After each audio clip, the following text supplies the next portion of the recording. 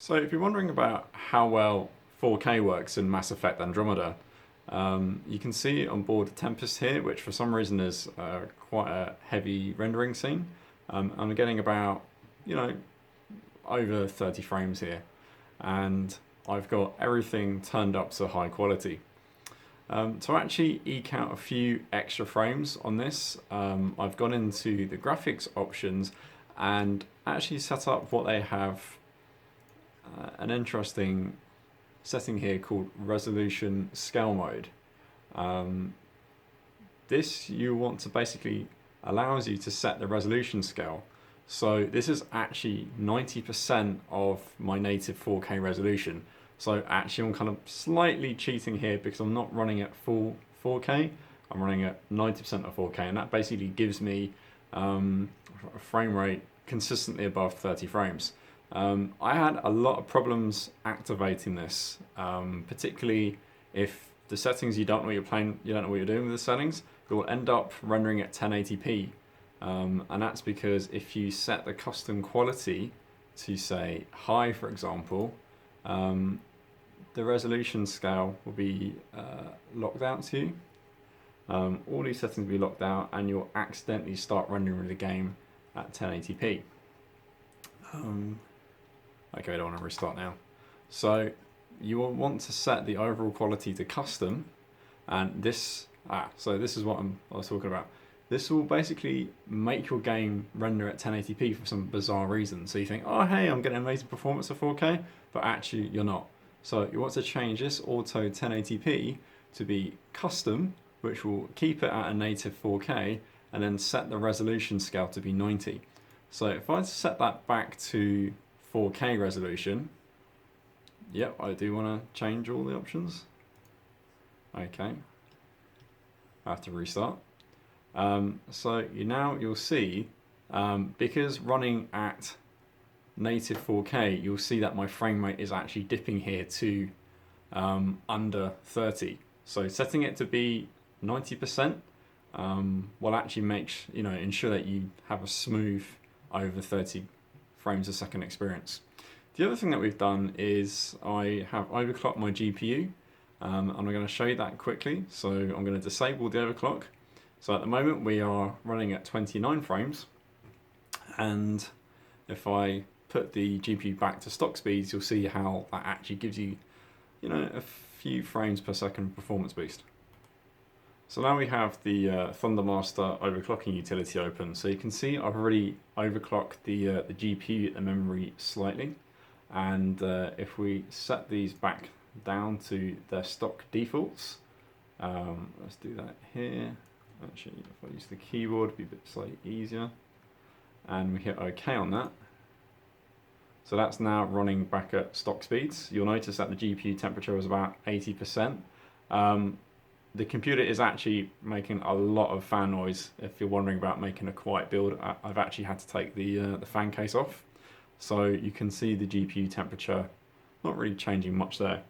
So if we go back into Mass Effect,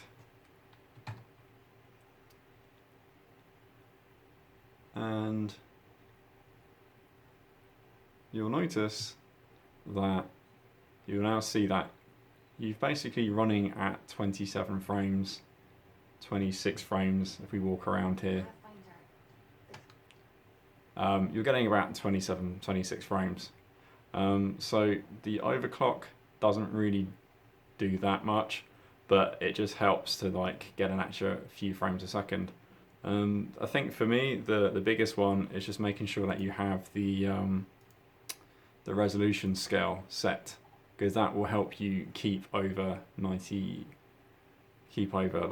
frames a second. Of course, you could switch all of these off, but then what would be the point? So changing that down to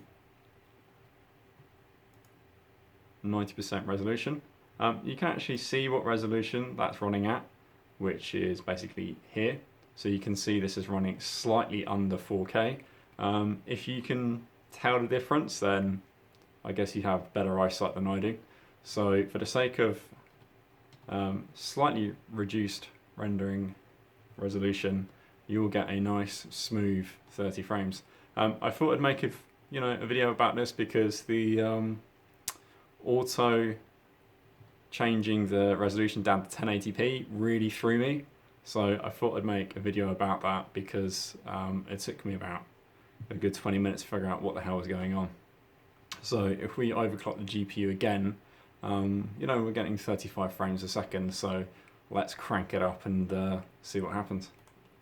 So we're back with the overclocking utility, back to my save presets, just to give the graphics card a slight bump. And if we quit that and go keep current and quit, and go back into Mass Effect, and what kind of frame rate have we got here? 35 frames, 37 frames. So I can't really tell, it's not actually that noticeable.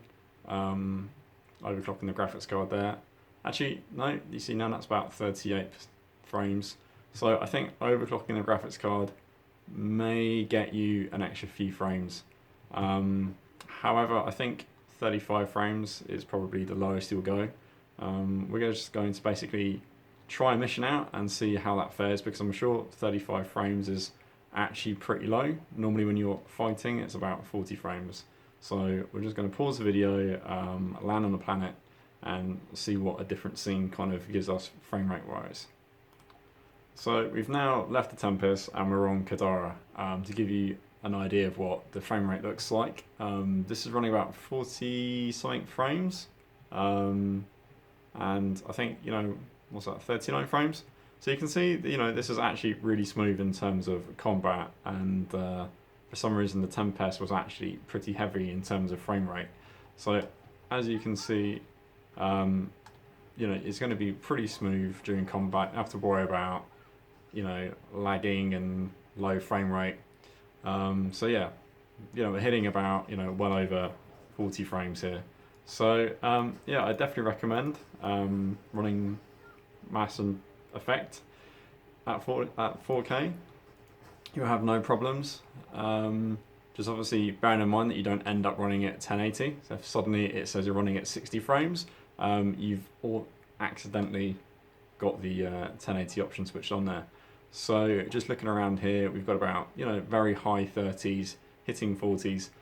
If I were to disable some of the graphics options, I would probably be hitting close to 60, but you're just wasting frames. I don't think I can really notice a difference between 40 and 60, so I think I'd rather take the increase in quality there. So yeah, so when you're out and about, you'd be hitting 40 frames, running at 4K-ish quality. So that kind of answers a lot of your questions. Incidentally, it's a shame the GPU overclock didn't really do much in terms of frame rate. We had a 50 frames there for a second. So yeah, try the GPU overclock, see if you get anywhere with that, and see what you think.